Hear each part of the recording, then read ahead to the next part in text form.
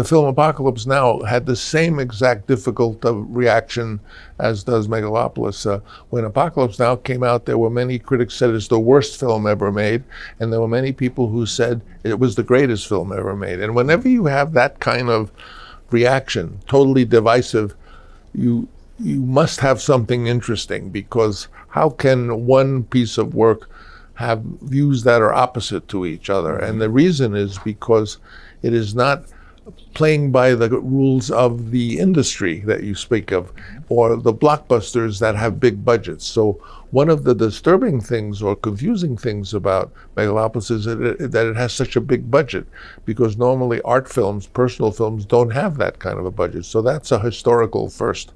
The second thing is that Megalopolis doesn't play by the rules of blockbusters. There's a very specific rule that has been set down intending to remove risk from the business of making movies. In other words, they want to have an industrial art which earns money without the chance of it not making money.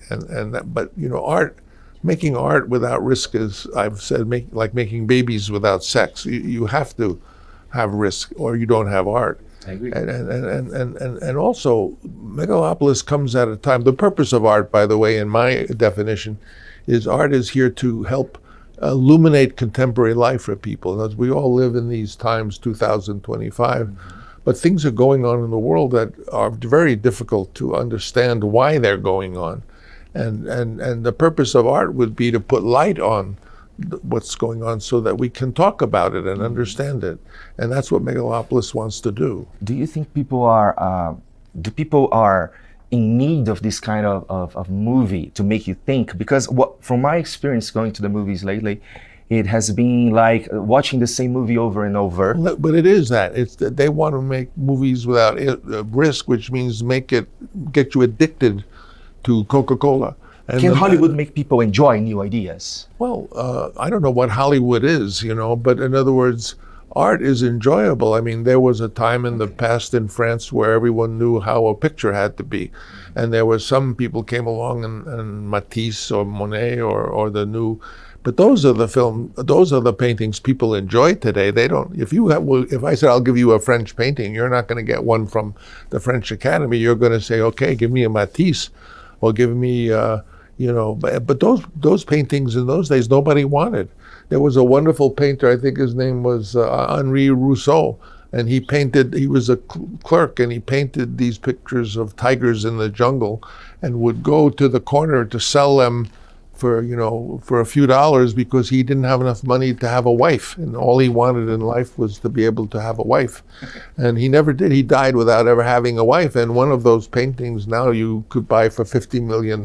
So there's a long old story about something that is new being discredited by what was old and then being what is valuable. The avant-garde of the past becomes the wallpaper of the future. I see.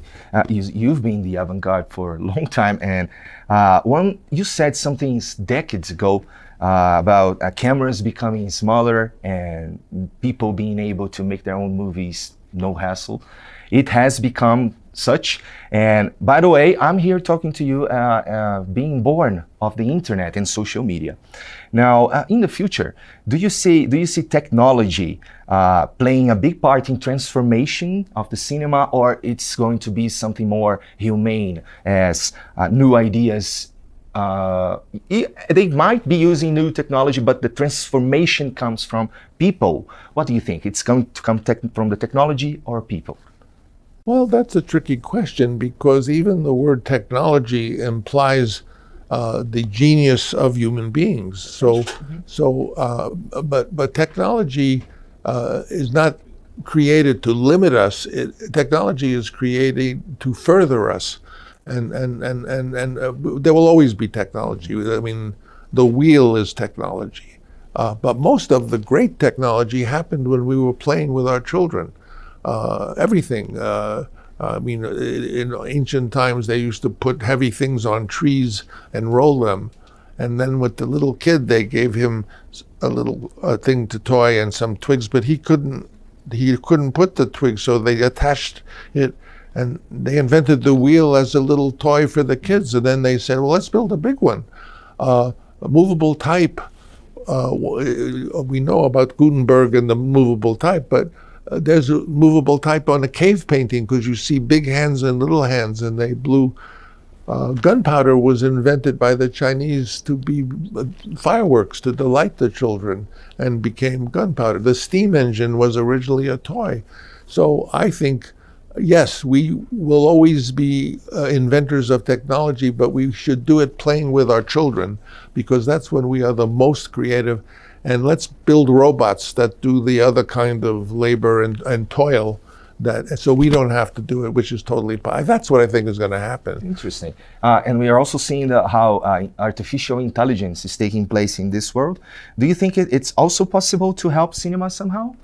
Well, already that we're using artificial intelligence, but artificial intelligence, do you know what CRISPR is? CRISPR. Yeah, I do. You do. So two things that we have invented, one being CRISPR, the ability to cut our genes, and artificial intelligence, which is going to get a big boost shortly because of the quantum computer.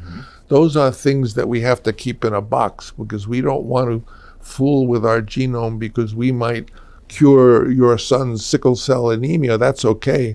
But if it gets into the big genome of us, we don't know the result. I mean, it could be in 50 years, all of a sudden a spider hair will come out of our head. We don't know. So people around the world, including China, have restricted fooling around with the human genome, and we have to also not allow artificial intelligence to just wander through the internet because it can write code. And that's very dangerous to have something so smart be able to have all the knowledge of the universe and write. You know how hard it is even without AI writing code today. I mean, you can't do anything without it saying, well, you got to go here and get the number there. And so be careful, keep those two things in a box. Okay. There are some, how did the I don't know, how did the experience of making Apocalypse Now prepare you or in some way make you a person able to make better decisions when filming Megalopolis? Well, because I was very worried when Apocalypse Now came out because it had such negative reviews and it was not, it didn't win any Oscars or it wasn't noticed. But people kept going to see it again and again and again.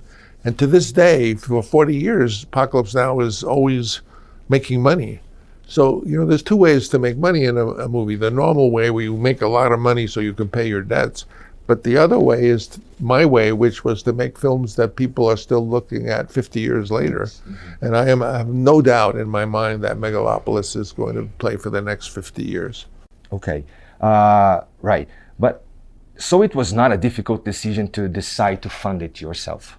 It's always a difficult decision. No one wants to go in. In Apocalypse Now, which I own, the debt in those days was 21%. You ever hear of interest being 21%? Well, that's what it was during Apocalypse Now. It's not so bad today. What is it, about 8%? So the trick is that you have to pay the loan off at some point.